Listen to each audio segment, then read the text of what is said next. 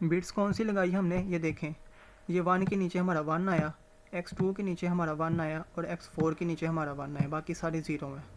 ठीक है, तो हमने सिर्फ इनको लिया और तो हमारी ये बिट्स बन गई, ये सारी बिट्स आ गई इनको, ये टोटल वाली को लेके। फिर हमने ये टोटल वाली को ही लेना है। जब हमने दो मॉड्यूल्स को इनको मल्टीप्लाई करवाना है ना, तो एंड पे जब हमारी जो वैल्यू है ना, नहीं हमने उसमें ज़ीरो को निगलेक्ट नहीं करना, हमने सिर्फ सब को लेना है। 8 की 8 बिट्स लेनी है हमने, ये वाली सारी। फिर इसी तरह हमने क्या करना है, फिर हमने करना है 3 को 6e के साथ।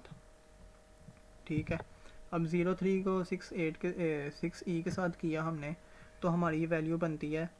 इसको हम जब 3 को बाइनरी में कन्वर्ट करेंगे तो 1 1 0 0 और 0 की हमारी सारी ज़ीरो ही रहेंगी और ये सारी 8 बिट्स हैं। तो जब हम इसको करेंगे, यहाँ आता है 1, फिर x 1 को पावर 2, फिर x की पावर 3, फिर x की पावर 4, ऐसे x की पावर 7 तक।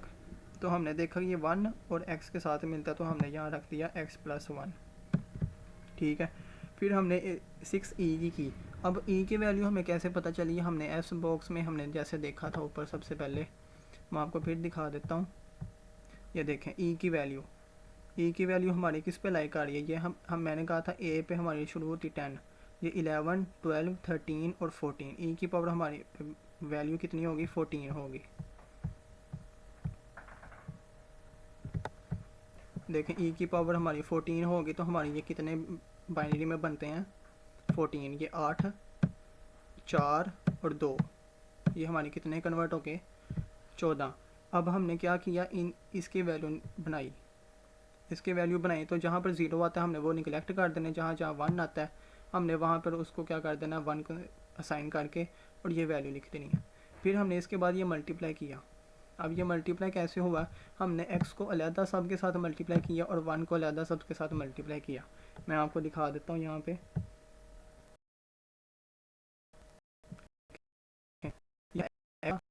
ये हमारी अंदर वाली वैल्यू थी। हमने x को इसके साथ मल्टीप्लाई किया उस वैल्यू के साथ, पोलिनोमियल वाली जो हमारी वहाँ शो हुई थी, तो हमारा ये आंसर आया। फिर हमने 1 को इसके साथ किया तो सेम आंसर आता। अब हमने इन दोनों को जमा किया। अब जमा करने से पहले हमने देख लेना कि जो सी वैल्यू सेम है हमने उनको इकट्ठा कर लेना। अब ये x6 वाली ये दोनों इकट्ठी हैं और x3 वाली ये भी इकट्ठी है, हमारी x2 वाली ये भी इकट्ठी हैं। और अकॉर्डिंग टू GF अरिथमेटिक जो थ्योरम है उसने कहा है कि जब हमारी वैल्यूज़ दो सेम आ जाएंगी तो उसका क्या जवाब होगा, 0 होगा। ये थ्योरम को आपने याद रख लेना। अब ये वाली 0 हो गई, ये दोनों कट गई ये भी कट गई, ये भी कट गई, तो हमारी क्या वैल्यू रह गई, x x4 x5 x7, यही वैल्यू है और यही वैल्यू हमारी वहाँ पे है, यहाँ पे ये देखें x7 x5 x4 और x। अब हमने इसको क्या किया, इसको वही 1 से लेके x7 तक जो हमारी बनी थी उसके नीचे हमने इसके असाइन कर देने हैं। 0 1 के नीचे हमारा क्या आ जाएगा, 0, x के ऊपर नीचे हमारा 1 आ जाएगा, फिर x4 के नीचे 1 आएगा, फिर x5 के नीचे 1, x6 के नीचे 0 और x7 के नीचे 1। जो हमारा बनेगा सारा वो हमने यहाँ पे लिख देना। यहाँ बन गया हमारा। अब हमने क्या किया इसको, अब इसी तरह हमने 1 और 4 6 को किया मल्टीप्लाई, और फिर इसी तरह हमने 4 और A6 को मल्टीप्लाई किया यही प्रोसेस के साथ। तो सारा हमारा क्या जवाब आया, ये वाला। ठीक है, अब इसी तरह हमने इसका, जब हमारी ये पहली रो की सारी मल्टीप्लिकेशन हो जाएगी, हमने इसकी ये बिट्स लिख ली, हमारी ये जो मल्टीप्लाई करने के बाद ये बिट्स आई थी, इसको मल्टीप्लाई करने के बाद ये आई थी, ये आई थी और ये 2 आई थी। ठीक है, अब ज़ोर ऑपरेटर अप्लाई होगा। ज़ोर ऑपरेटर अप्लाई होने से पहले ये देख लें कि जब हमारी इन चारों को ज़ोर ऑपरेटर ऐसे अप्लाई करते हुए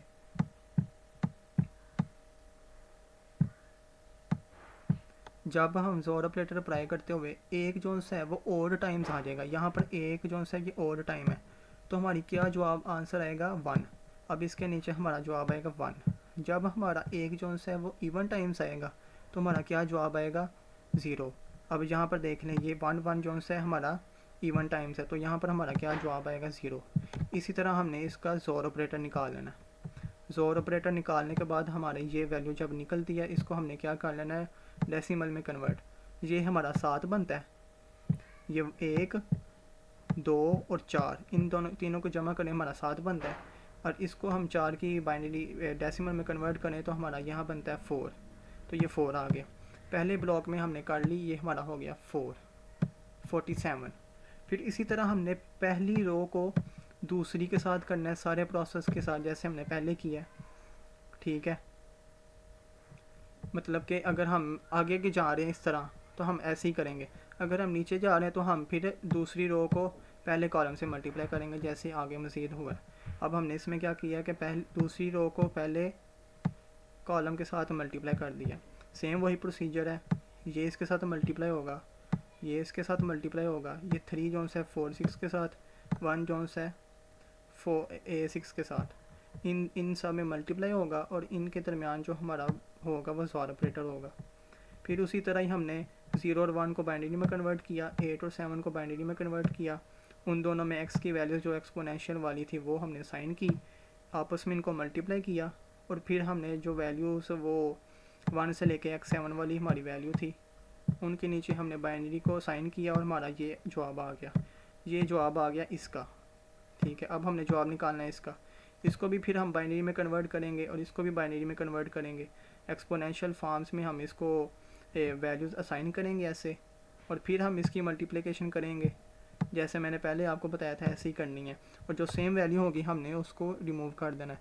और अगर यहाँ पर हमारी x की वैल्यू 8 आ जाती है तो हमारा उसका क्या जवाब आता है, x की पावर 4 पे x की पावर 3 2 1, तो हमने उसको इसमें ऐड करना है और जो सी सेम होगी हमने उसको कट कर देना अगर x की पावर 8 आई तो, अदरवाइज़ हमने x की पावर 7 तक ही रखना है। फिर हमने इसमें पॉलिनोमियल वाली या अप्लाई करना है और हमारी ये बिट्स आ जाएंगी। फिर इसी तरह हमने 0 3 और 4 6 में भी यही अप्लाई करना है, फिर 0 1 और 4 6 में फिर हमने यही अप्लाई करना है, ऐसे हमने अप्लाई करते जाना है। ये हमारा एक राउंड कंप्लीट हो जाएगा और जब एंड पे हमारे सारे आ जाएंगे XOR ऑपरेटर के अप्लाई मल्टीप्लाई और ये करने के बाद, XOR ऑपरेटर अकेले अकेले का लेने के बाद, तो हमने इन सब को इकट्ठे का XOR ऑपरेटर लेना है और जो मैंने ऊपर रूल आपको बताया उसी तरह यूज़ करना है। XOR ऑपरेटर लिया तो हमारा क्या जवाब आया 37, हमने यहाँ पर 37 लिख दिया।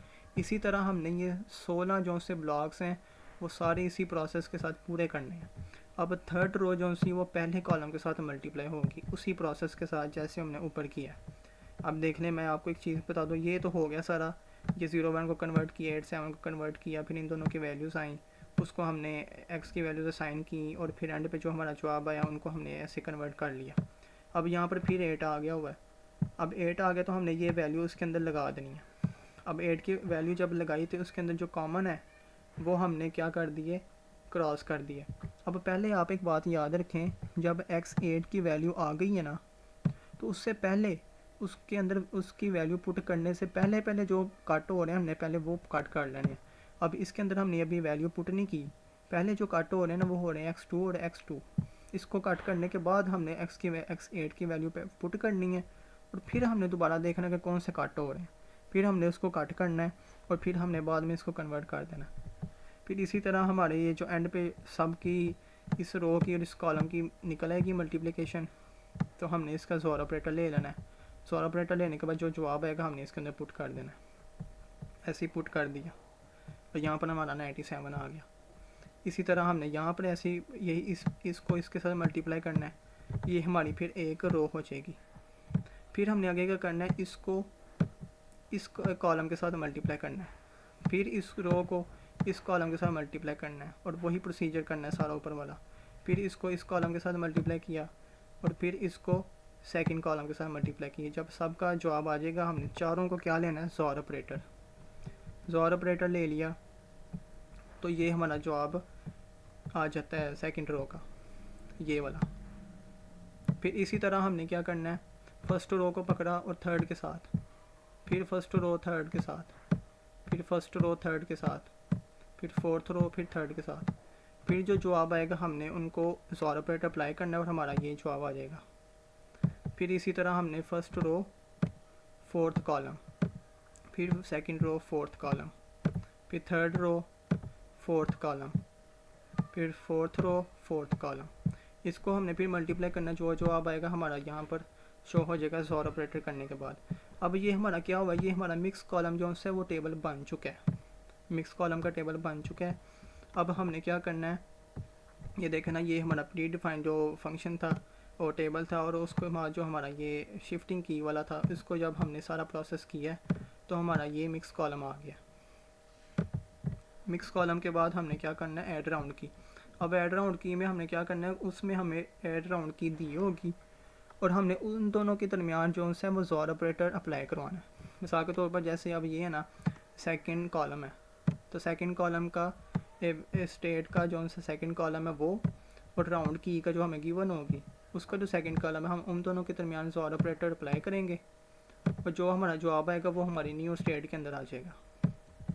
न्यू स्टेट के अंदर आया तो हमने इसको ऐसे ही ज़ोर ऑपरेटर अप्लाई करना है सब पे उसी तरह। अब हमने क्या करना है, पहले हम कर रहे थे मल्टीप्लाई, अब हमने इसमें सिर्फ करना है ज़ोर ऑपरेटर। ज़ोर ऑपरेटर किया मतलब कि हमने 47 को 4AC से ज़ोर ऑपरेटर किया, पहले हम इनको बाइनरी पे कन्वर्ट किया और इनके दरमियान हमने ज़ोर ऑपरेटर यूज़ कर लिया बस। ज़ोर ऑपरेटर में क्या होता है, जब दो डिफरेंट होती हैं तो हमारा जवाब 1 आता है, जब दो सेम होती हैं तो हमारा जवाब क्या आता है, 0 आता है। ठीक है, तो इसी तरह हमने सब को क्या कर दिया, एक दूसरे के साथ ज़ोर ऑपरेटर अप्लाई करवा दिया। ठीक है, कोरस्पॉन्डिंग को करवाना, जैसे यहाँ पे हमारा 37 है, 37 अब हमारा 377 से होगा, इसी तरह 40 हमारा 19 से होगा, A3 हमारा 28 से होगा। ऐसे ही करते करते हमारी ये वैल्यूज़ पुट होती जाएंगी। 16 मरतबा हमारा ज़ोर ऑपरेटर आएगा। ठीक है, पुट करने के बाद हमारा ये फाइनल जो आंसर है वो पहले राउंड का